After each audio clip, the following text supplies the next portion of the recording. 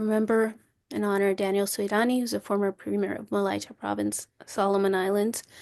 He was a passionate defender of democracy and displayed extraordinary political courage. And was a wonderful, wonderful man and a friend to all of us. Um, so I'm gonna let maybe Cleo kick it off and give a background of Daniel and the political struggles that he went through and his visit to the US and his return to the Solomon Islands. Oh, okay. Thank you very much, Poonam, for and Global Strat View for hosting this remembrance. I'll try to get through it without without my voice cracking.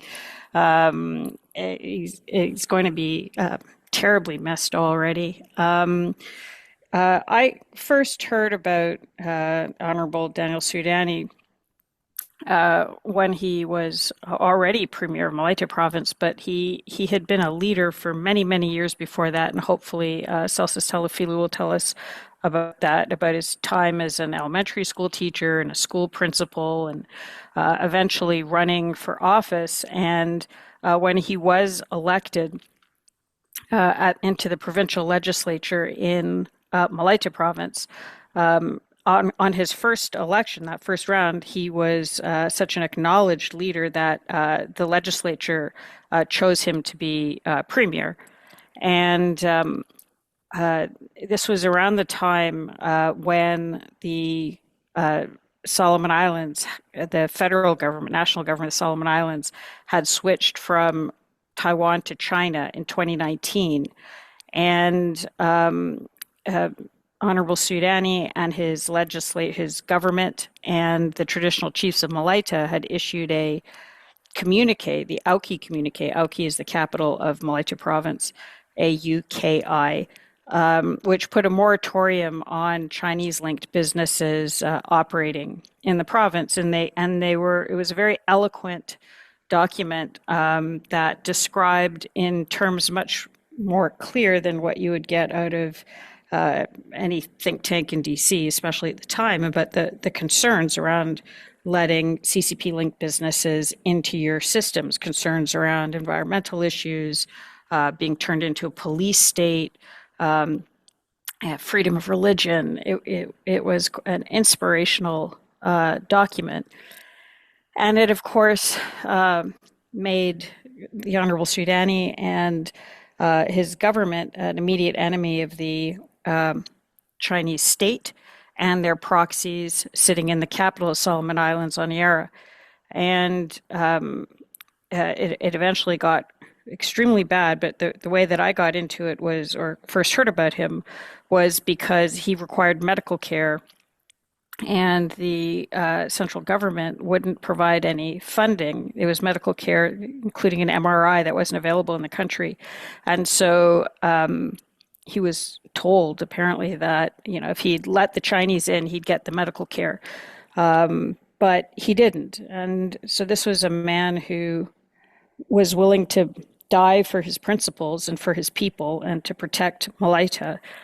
And it was such a powerful position that a few of us got to learn about him, did what we could as individuals, including people across the world. Somebody in India got involved. The president of Taiwan herself at the time, President Tsai, got personally involved.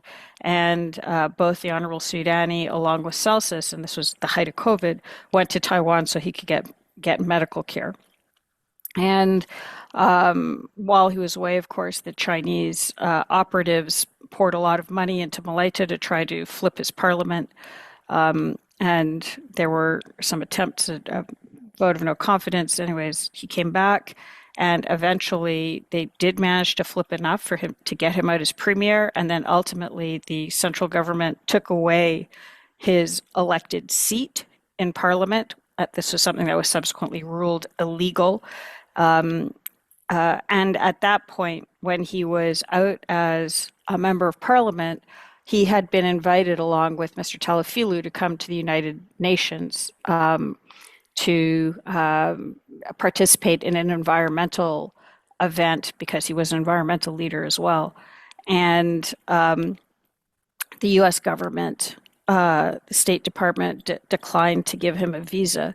At that point, members of Congress, including Congresswoman Radewagen, Congressman Neil Dunn, Congressman Ed Case, others wrote to State Department and asked why this great leader was not being welcomed with open arms into the U.S. And the position was ultimately reversed. Came to the U.S., went to his event in New York, and then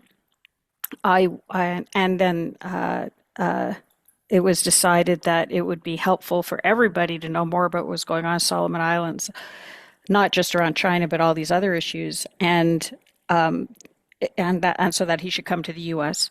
And at that point, China Uncensored, a YouTube channel, helped with the fundraising to bring him to Washington, where many of the photos that you're seeing now are taken.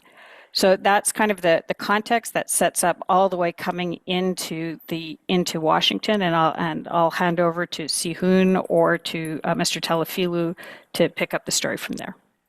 And let me just add that Cleo Pascal is a fellow Canadian, and she's a senior fellow at the Foundation for the Defense of Democracies. I am, eh? Yes. Okay. All Yeah. right. Um, Sehun, would you like to say a few words? Sehun, you're muted.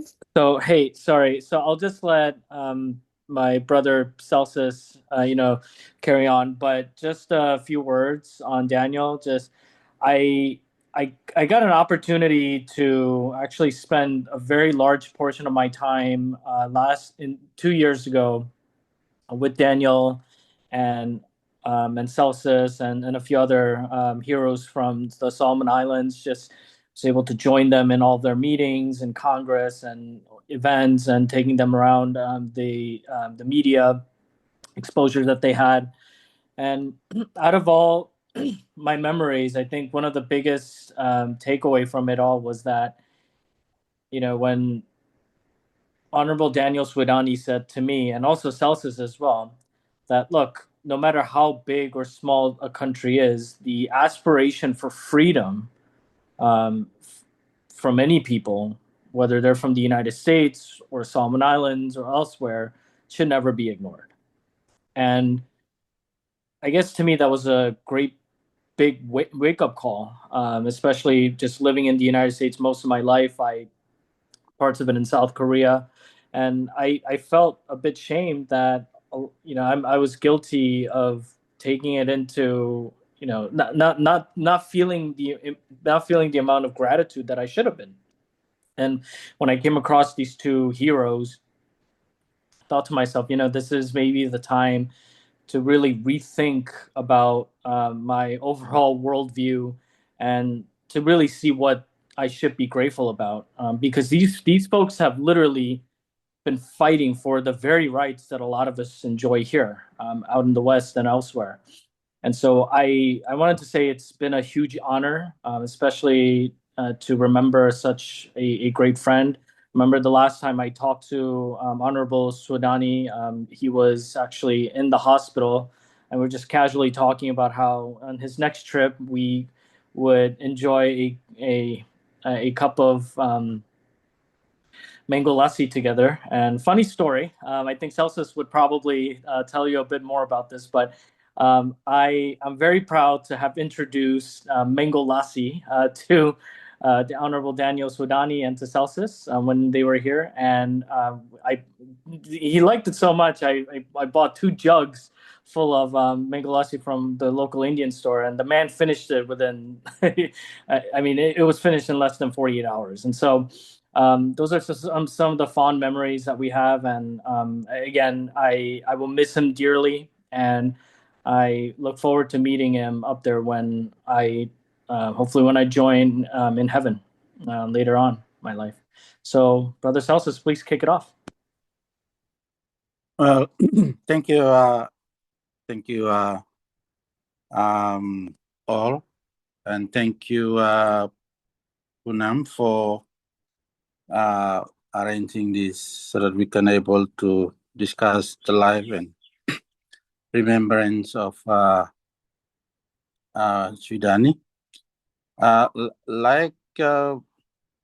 Like what Cleo and Sihuna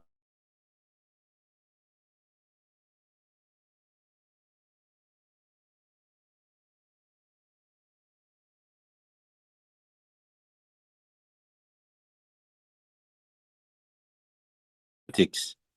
He is very much a private business person who has worked tremendously, especially in helping his community, and even at the national level as well. I later on found out that he is in the construction industry, where he actually constructed, small roads and infrastructure for under the government scheme of arrangements.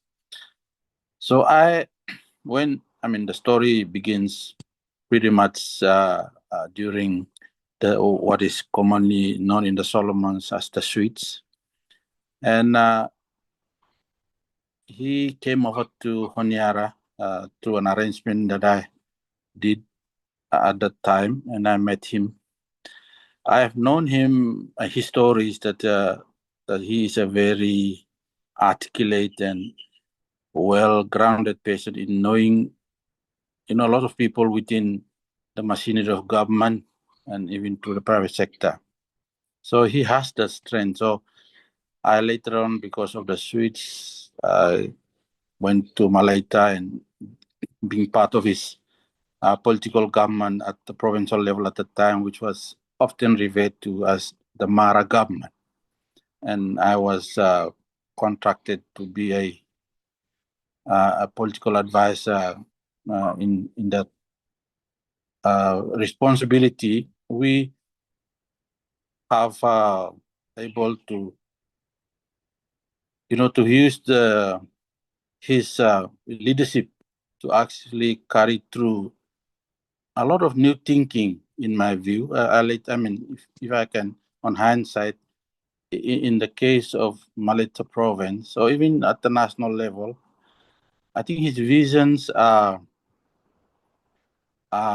big, and maybe the structures we have at the moment here in the Solomons are, are lacking to accommodate the visions that he is coming through with, especially during the switch where, the population at large do not really know what they're up to. It's all being a political discussion in Honiara, and the people of Solomon Islands really do not know what is going on, except that they know China is a communist country, it's a powerful one, and that many of us Solomon Islanders hearing of a communist country is not something that people take lightly. So, and even the local Chinese that is in Honiara, mostly in Malaita Province as well, and part of Western Province, we know how they practice. So Suidani at that time were really mindful of the expectations that might happen, that might took place because of the new switch and the new friendship, whereby an entity so powerful like China would be able to do the things they would like to do in absence of pretty much new laws or that can able to withstand any of those forces, be they be politics, economics, in foreign relations and things like that. And up to now, I must say that a lot of things that he has talked about and stand up for have now been felt, and people slowly realizing that those are not empty words or feelings that he and his government shared.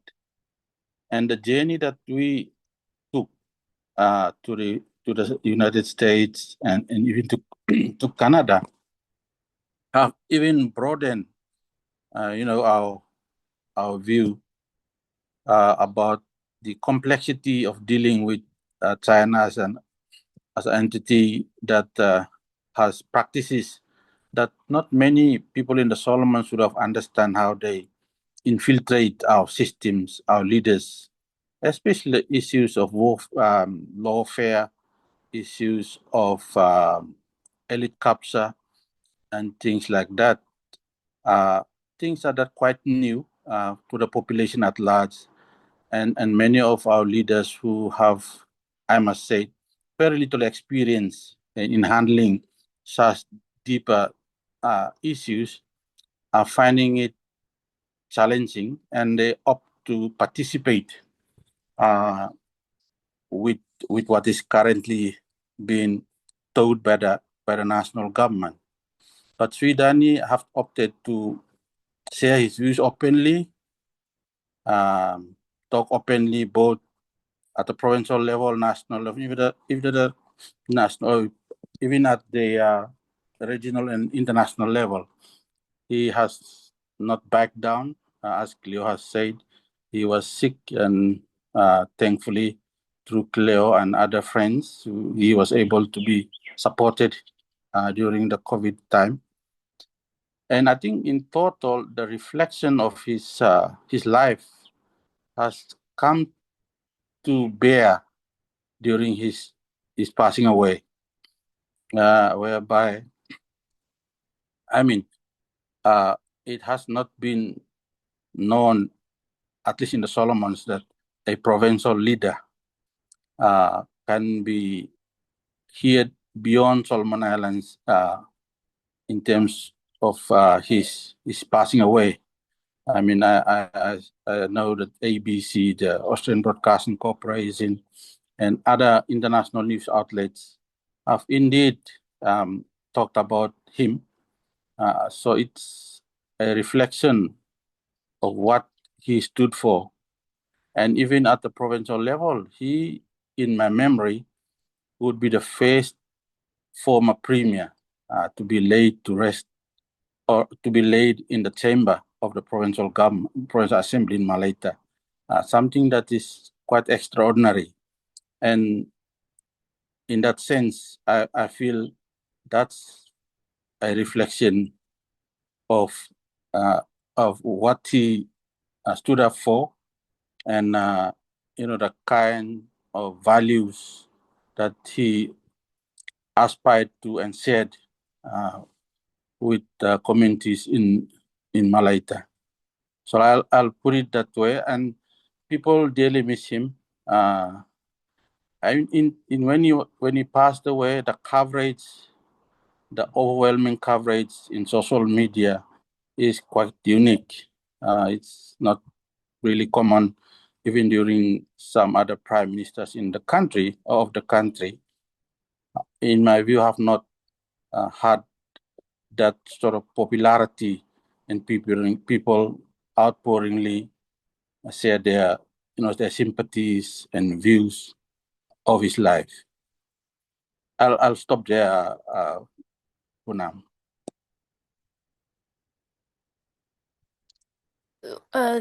Thank you, Celsus, for sharing that. And when you were talking about his values, the values that he espoused, he put it quite eloquently when he was here in Washington, D.C., when he said, our values are the same. We value the same freedoms, like freedom of expression. You know, our sovereignty is very important to us. Freedom of the press. All these freedoms are very dear to us, and just it doesn't matter whether you are a big country or a small country. The freedom isn't big or small. That value is the same. And I remember that. And he also he believed in the democratic process very much. He said the election is the bedrock of our democracy, and I have faith in that. And, when he went back to Solomon Islands and when he contested the election, he won. And I'm sorry, I miss him very much. And I would just say that Poonam, for those listening, brought him to the National Press Club for a panel along with Celsus and Sihut and others. And I mean, Poonam, you meet a lot of people sitting there in Washington and being a core member of the press there. What was it that made him so important to you that you wanted to ensure that this remembrance was done? You're right, Cleo. I meet a lot of politicians, a lot of VIPs, but when I met Daniel, his sincerity, his simplicity, his and he was so down to earth, but so passionate about what he believed in, the very same values that you and I hold dear. And it, it, I just connected with him. I was, I admired his courage, his bravery. Um, I mean, China is a formidable nation. They do a lot of things that we who believe in democratic processes and, freedoms that, that we don't agree with. But here's this man who single-handedly voiced his opposition to China, and he was unafraid of the consequences.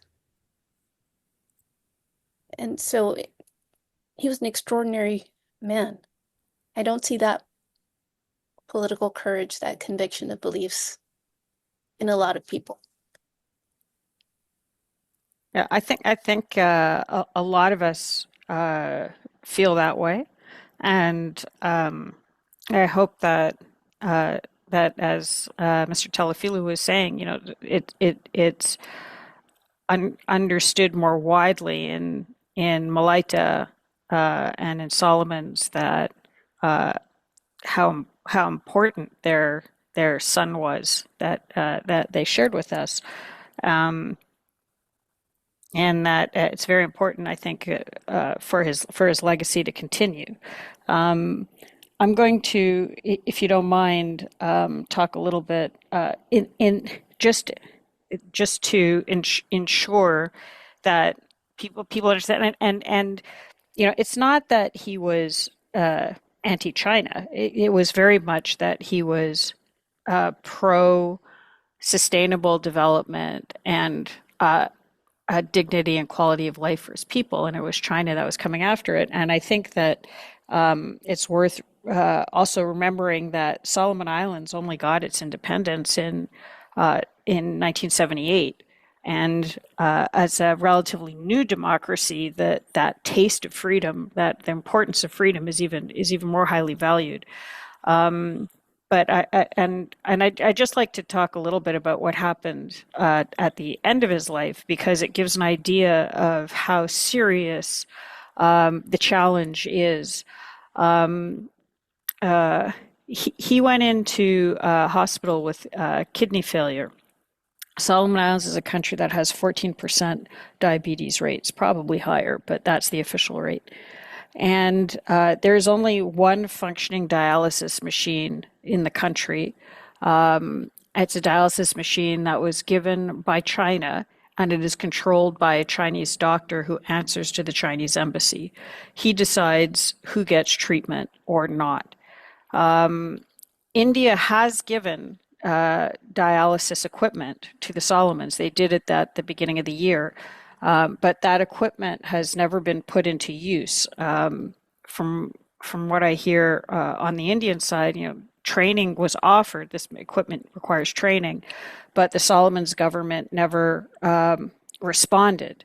And so the doctors in the hospital, the non-Chinese doctors, have this Indian equipment there, but have never been able to put it to use. And they didn't, from what I've heard from them, didn't quite understand why. And there seems to be this kind of unwillingness from the side of the government of Solomon Islands to put it into use. And this is the sort of thing that you often see happen with Chinese political warfare. Is it incompetence? Is it inefficiency? Or is it a part of a desire to maintain a chokehold over the power of life and death? Now, this is very consistent with the social credit system that you see within China, where if you do things that are against the government, you're not going to get health care. In fact, that there is your life is at serious risk. And it's not inconceivable to think that China is exporting this model to its client states. And the fact that Mr. Honorable Suidani was put in this situation where the hospital in his own country was being controlled, the life-saving equipment is being controlled by the Chinese embassy, is completely unacceptable. The Australians are there giving tens of millions of dollars for policing. The U.S. says it wants to be involved. New Zealand says it wants to be involved. But at this cutting edge between life and death, it's China that's maintaining control. And so I think that to ensure that this is rectified for the fellow Solomon Islanders that the Honorable Suidani cared so much about and gave so much for, this really needs to be discussed. What's happening with the healthcare system. We often talk about how China is exporting control through policing agreements, but we're seeing now, I think, the initiation of control through healthcare services and potentially the denying of access for others to be in a position to provide healthcare services, as we saw with the Indian equipment that isn't being deployed. So as we, think about ways of honoring the legacy of this incredibly brave and honest man, I think a discussion about healthcare provision in the Pacific and elsewhere, where China is definitely trying to insert itself, would be an important and fitting legacy.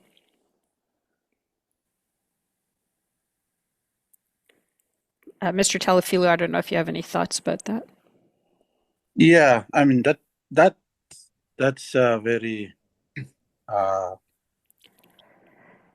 thoughtful way of putting it. like you said, when he was very sick before he passed away, we were not. I mean, we in terms of the dialysis machine, we only know of in the media, but during his sort of critical times, then the Chinese doctors who look after the machine was there, trying to to discuss and help out, but I think his conditions were could not be sustained of any dialysis. But in the broader scheme of things, going back, especially what is happening in the Solomons now, there is a lot of support coming in from countries like Australia, especially New Zealand to some extent, in terms of the policing. But in terms of machines that support critical stages of life, like Cliff you make mention of, that has not attracted much support, I think. Although the Australian government in this case have built maybe support build other infrastructures, but in terms of health, it more or less concentrated very much in Honiara. And at the moment, it's the Chinese government that have built a new so-called hospital that have yet to be operationalized. And the Japanese, of course, have built one in Aoki, Malaita Province. But that's an area, if it could be helpful from the donors to support in the health of the population, not only providing infrastructure, but maybe through public health strategies to help the community at large. And even I was talking to one of the doctors after his passing away, the issues of importation of processed food, mainly from China, that have Chinese writings, characters that not many Solomon Islanders, if not all Solomon Islanders, would understand what's the content of these materials. So that's other issues that need to be looked at as well. And these were the issues that Suidani was on about.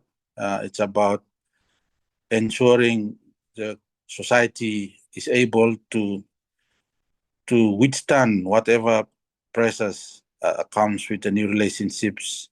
Now we have seen in the Solomons some of the things that Sweden has forewarned the country about in terms of exploitation of natural resources.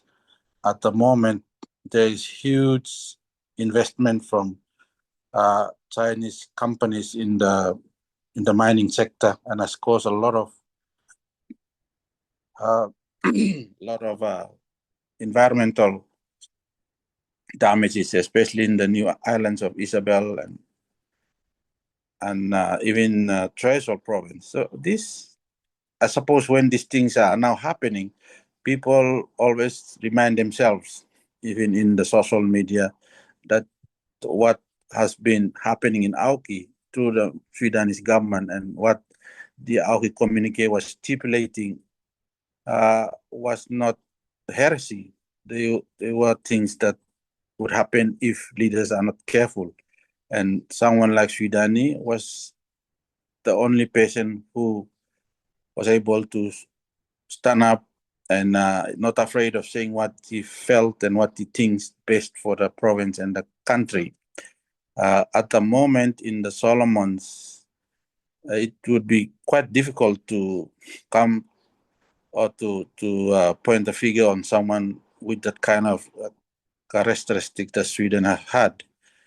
Most of our political leaders have stayed very quietly about matters, and it seems that there is an atmosphere of fear, not very much fear about any direct threat from China, but fear of saying something that might disadvantage you from getting things from the government because of the relationship. As in the Solomons have known, there are schemes that one of the schemes that was run by Chinese government is to give projects to communities, and people would say that they would not like to talk against the government or even things that China has been doing in case it jeopardizes their chances of getting this support. So you can see that, and these are the things that Suidani have shared during his time of leadership: the biasness, the distortion of transparency, the elite capturing of our elites, and things like that. Even if you look at the current construction of roads in the Solomons, that how the Solomon Island government have taken loans and aid from World Bank, all of these road construction, bridges and wharfs are now given to Chinese SOEs. And World Bank, I remember both of us when we were in Washington, we were trying to share with some of the officials that, the notion of seeing is believing is very true in small island countries like Solomon Islands, where they see face of Chinese, and the way the PRC is going about putting out the public statements, it would be very difficult to know whether who is supporting, who is actually funding this. So that's the kind of sort of approach that they have been taking. In the case of Malaita Province, similarly the same, funded projects that are funded through World Bank. Some have been very much distorted in terms of the information that is dished out to the public because of Chinese SOEs being the implementers.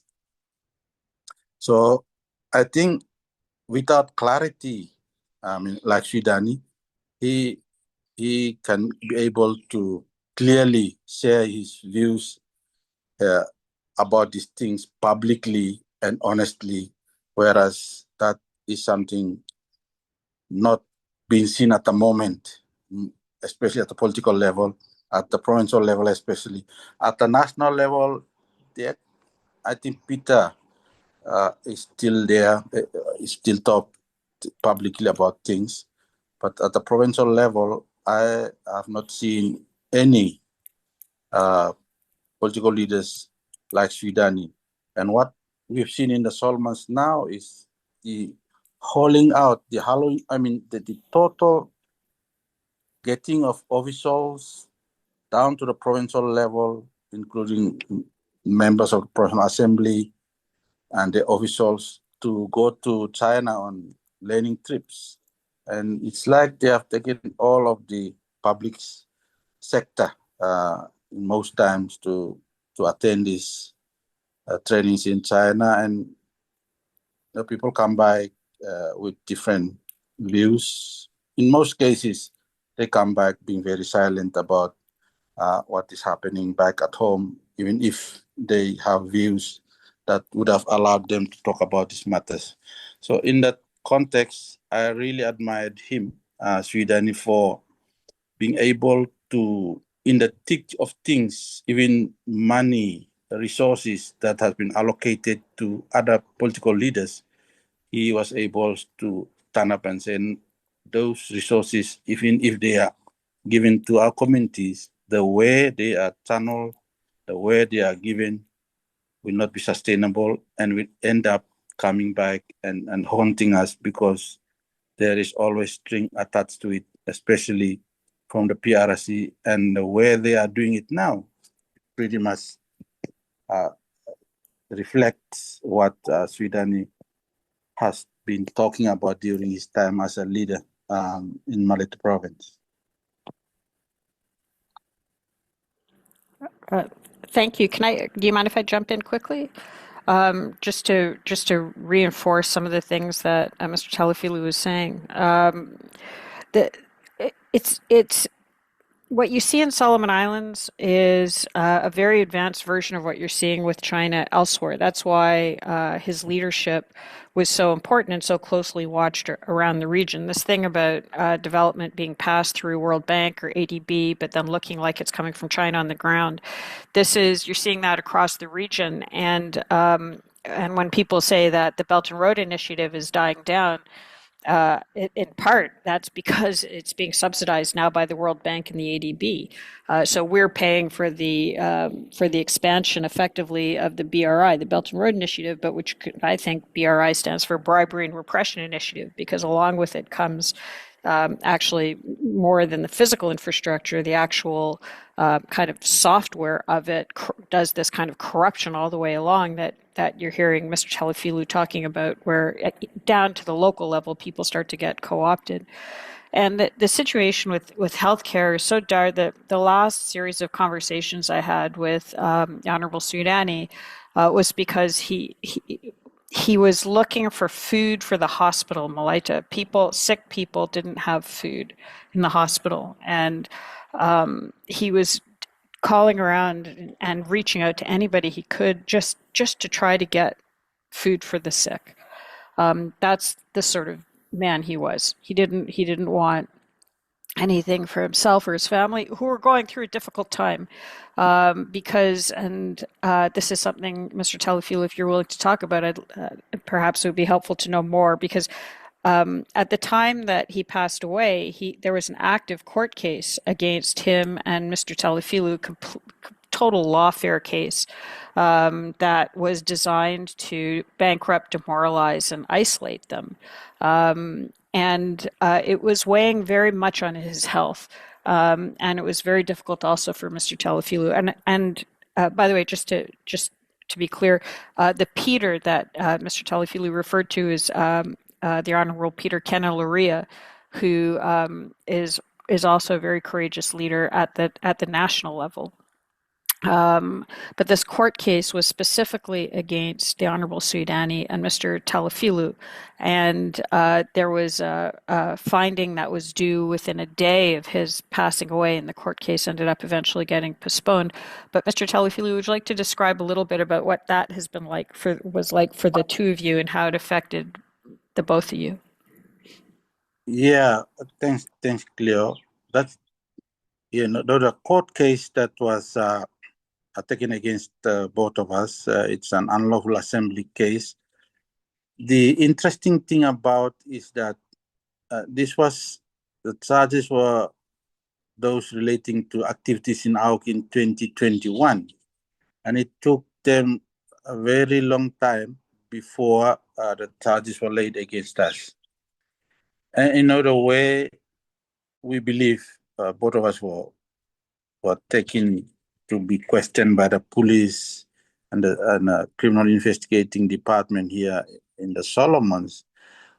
When you look at how the statements were made against us, it's all about things that happened in Honiara, the riots in Honiara, where we were not part of, we were in Aoki. So it's you can clearly see that this is something just been made for us to get pinned down and to get our time thinking about the resources and limit the ability of Suidani, who was still an elected person, and myself, not to able to, do things and carry out activities that would be seen as the continuation of what was then the activities that we were charged with. Even, one would see that some of these charges were laid against us when we were in Taiwan, and the other one, there were 3 charges, and the other one was when we were still in the government mandatory, the mandatory place that we have to stay when we come back from the trip to Taiwan. Yet, the prosecution was arguing and relying on circumstantial evidence. Was quite very obvious that they were just using delaying tactics, intimidations, things like that against the both of us. And the way the media, especially the major media outlets in the Solomons, were carrying out stories regarding our case, you would already see, how they have portrayed us as being, criminals or being done this and that. But when the verdict came out, there's not much coverage. So it's obviously one would have asked that why is it that you are only interested when we were being charged and not to elaborate more when we won the case, in terms of there's no case for us to answer because the charges were just made up for the sake of intimidating the both of us. And it's very tiring. I have never been to the court system, the Solomon Islands, before. The time it took, the questions that they asked, the people, the public view, how they view you, even your friends. These are psychologically strong against any person. And I know Suidani was deeply affected because of because we were very much related to some of the people, especially the primary person that took up the case with the police. and that affected him dearly. He often shared with me that why someone who he has been helping as a relative have turned around and been used against that in something that he himself know that this is that the case will go nowhere because we were not part of the gatherings that they were using as the elements to charge us, and even to the extent that our children. I remember having discussions with his daughter and two of his daughters after he passed away, and they were sharing something that are so deeply touching. One of his daughter worked for the Chinese CCECC back in Malaita, and in the roads in Malaita that are supported by World Bank, and there's always this reference that Suidani is the person that stood against development Malaita, and I find it very disheartening to able to hear the daughter making mention of the company or the gatherings that they have had in terms of presentations, that they even talk like that to her. I don't understand why matters to do with the father has to interrogate the children about it. For me, it's very similar as well. I have a daughter that used to study at our university. She even was not comfortable using my surname because of the reasons that there will be eyebrows raised when the reference was made to her in terms of my surname. So, I mean, these are matters that at the family level, it's very daunting to able to continue with it and able to wait for the court cases to finally been given the judgment. So I feel the weight of the court, not only this particular one, but even the previous one. The involvement of finance to able to finance the lawyers that are taking up these cases, and the continued delayed of these cases. One of his cases he finally won was in the High Court, and the other was continue running for a very long time. So I feel those cases, including the one I've talked about, really, really affects him. His health, his way of thinking, his public attitude, because of the way these cases were made, especially the one that I've talked about, the charges for the criminal unlawful assembly.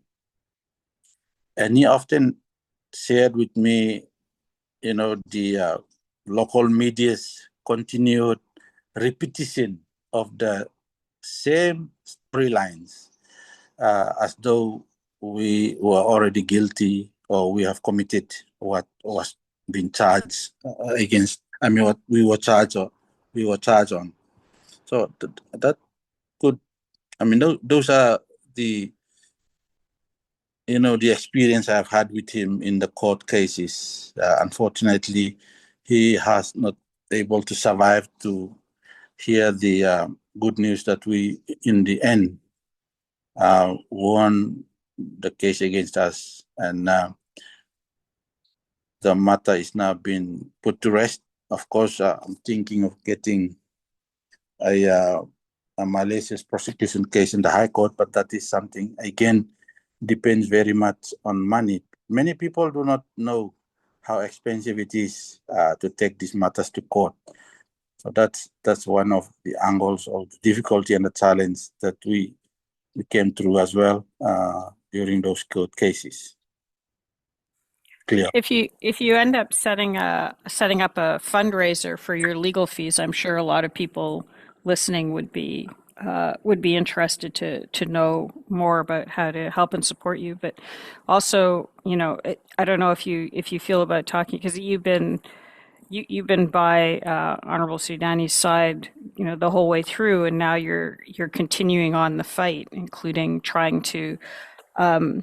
You've written about how this perhaps going after malicious prosecution cases. It's not really about you. It's about trying to make sure that there is accountability within the legal system, so that others don't have to go through what the Honorable Suidani and you have gone through. So what motivates you and keeps you going, considering all of the difficulties that you've eloquently described? Yeah, truly, what really motivates me is that Solomon Islands as a society, or our place, their truth have to prevail at the end of the day. So what motivates me is that those who have evil wishes and who have backed up evil doings have to be defeated through the systems that are available in our case in the Solomon Islands. And I believe that would send a message to them that you are not the only person or only actor that can spoil people.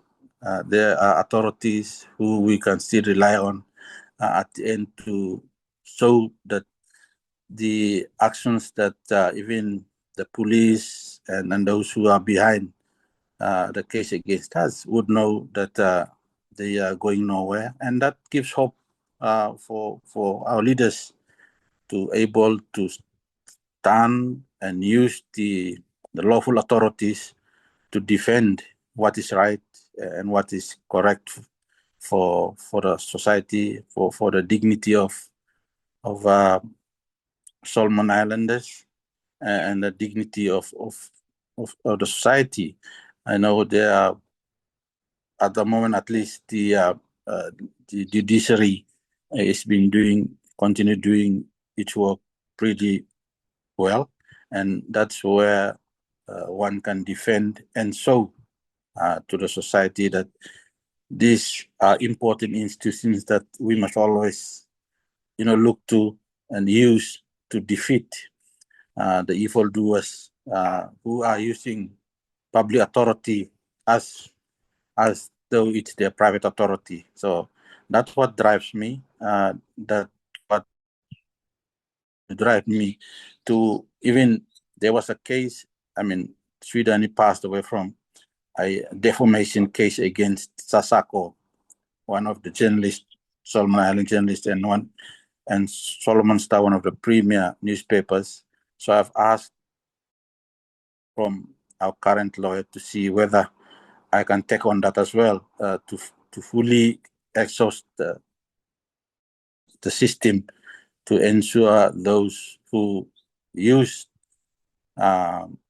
malicious actions against Suidani are defeated at the end. So she said that since it's a personal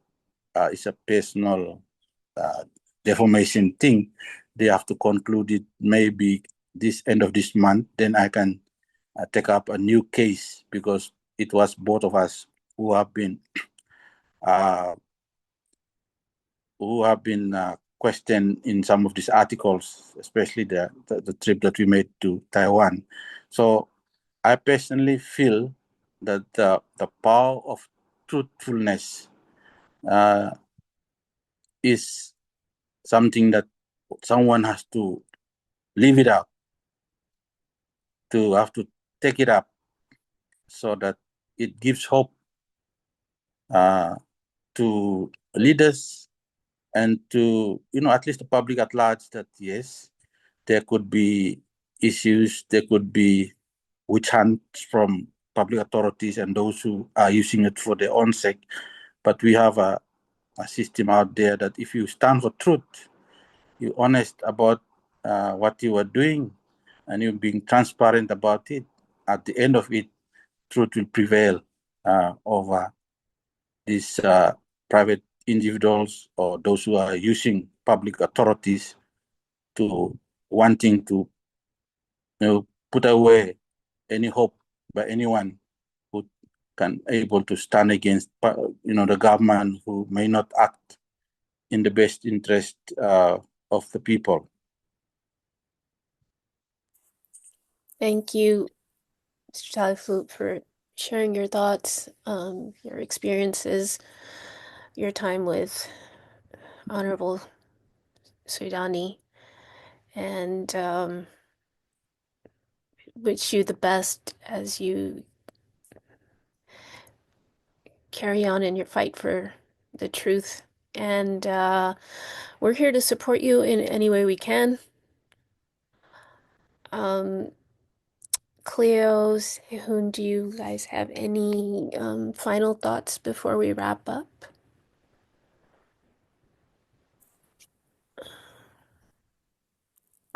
Sure. I just, it was a great privilege to get to know the Honorable Daniel Suidani. And he and Mr. Talafilu have had a big influence on many people, myself included. And I thank him, uh, uh, both of them, for their incredible courage and integrity and showing through their works what is possible, and for enduring the costs on behalf of all of us. They're on the front line of one of the the existential battle of the 21st century, and have borne it with grace and integrity and vision and wisdom. And I'm humbled and honored to have known them, and look to the future to carry on the legacy of the Honorable Daniel Suidani in whatever way possible. Thank you. Yeah, I think for myself, I would really just say the same. And, having spent some time with Honorable Suidani, and well, let me just call him Brother Daniel. So I, called him, that's what we called each other, our phone calls, and also with Brother Celsus and everyone else was involved when they visited in 2023. Um, the only thing that I will say to this is that, we have to ensure that his legacy does not die out. And we have to ensure that their fight goes on, not just in the Solomon Islands, but here as well. And let me even just say, as a journalist, I personally am going to vow that I'm not going to stay silent about this matter, and I will personally be carrying on his legacy by putting it out into the public, and also questioning our elected representatives about this issue. And I would like to urge all members of the press to do the same, and to all of our elected representatives to please, like to personally just urge them, please, as a citizen, as a constituent, to please look into the whole situation in Solomon Islands, because again, what Brother Daniel has shown through his fight, along with others, like Brother Celsus, is that what they're going through can become our reality in the future. And Brother Daniel has paid the ultimate price. I personally did not know that the medical system in Solomon Islands right now at this point is essentially being controlled by the CCP. That's extremely troubling, but it's a reminder that that can become our reality here if we do not do anything about it. So I think on behalf of everybody in the free world, I'd like to thank Brother Daniel and Celsus and everybody else in the Solomon Islands that are carrying on this fight. And we must wake up as a society to make sure that none of this happens into the future. I'd like to also just give a great big shout out to Cleo and to the China Uncensored team, without whom none of this would have been possible. I never knew anything about really the Solomon Islands until Cleo put it out there, and with the help of China Uncensored, who helped to gather all the funds for their travels here into the United States. And I'm proud to join in the this journey. That I hope that everybody else around us would do the same. So also thank you, Poonam, for organizing this, and I'm really just proud to be part of Global Strategy again. Thank you. Thank you, everyone, for joining us today, and we'll certainly be doing another discussion in the future. Thank you very much, everyone, for the opportunity, and Punam for hosting this discussion. I really appreciate being able to discuss the remembrance of Suidani on the global strategy view, as you've able to help and assist this putting out to the wider public about the life of the late Suidani. So thank you also Cleo and Sihun, especially in helping out us, in this case Suidani and his legacy, to be remembered. Thank you, everyone.